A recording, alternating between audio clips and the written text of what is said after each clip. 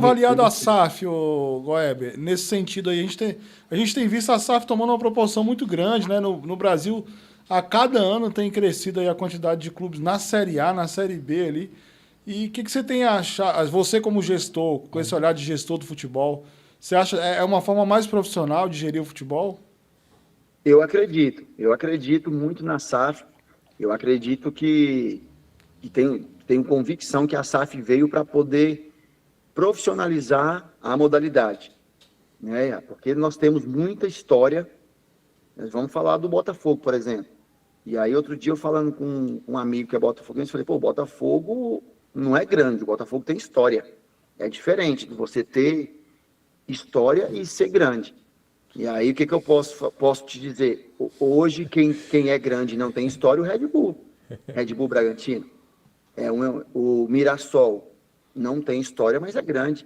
Tem um centro de treinamento de excelência, tem um projeto de base de excelência, né? Então, com todo respeito, poxa, Guilherme, você está falando isso do Botafogo, você tem... Não, de forma alguma. Ser grande, ter história, né? Eu já Então, tô feliz com esse corte já. Vai virar o Barbieri.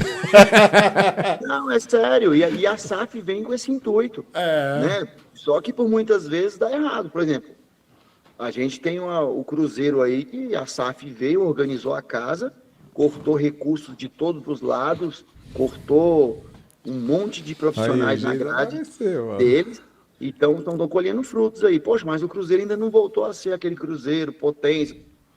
Mas calma, vai chegar. Por outro lado também o Gama. O Gama nessa briga de SEG, Sociedade Esportiva do Gama e SAF, e ainda não desceu do muro.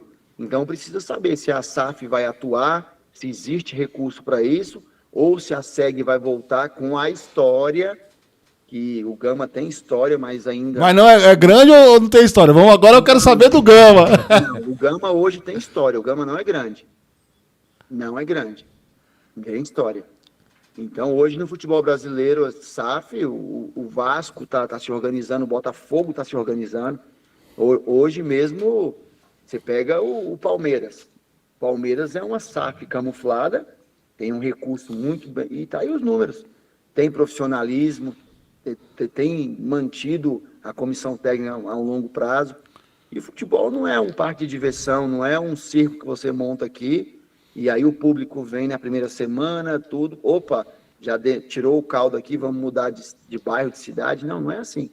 Futebol você tem que ter planejamento, profissionalismo, você tem que ter os gestores têm que ser remunerados, a categoria de base tem que ser ativa, tem que ter uma equipe proativa.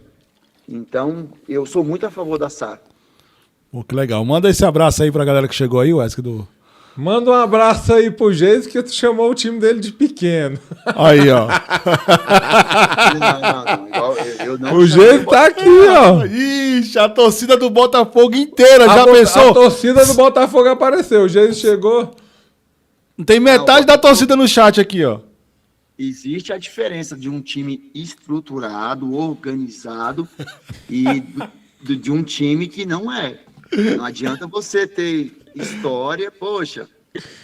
Vou dar um exemplo aqui, um cara, as gerações anteriores aí, outro dia eu conheci uma menina que ela tem 16, ela tem 15 irmãos, são 15 filhos. Esse cara, ele é um pai ou ele é um bom pai? E aí? Rapaz, hein? 15? Entendeu? Aí eu perguntei, e aí, esse seu pai, ele é participativo e tarará? Não. Pô, então ele é um pai, ele é um cara, ele é um reprodutor. Visita. Pô. A gente aprendeu que tem o pai visita, né? O cara fez um monte de menino, mas e aí? Ele é participativo, de repente não tem uma condição financeira boa, mas ele é participativo, ele frequenta, vai nas reuniões dos filhos, na escola, acompanha o dia a dia. Resumindo, o Botafogo é um time histórico. O Botafogo tem história e pode ser que a SAF organize a casa e volte a ser o Botafogo que deixou um legado muito grande. Aí, gente.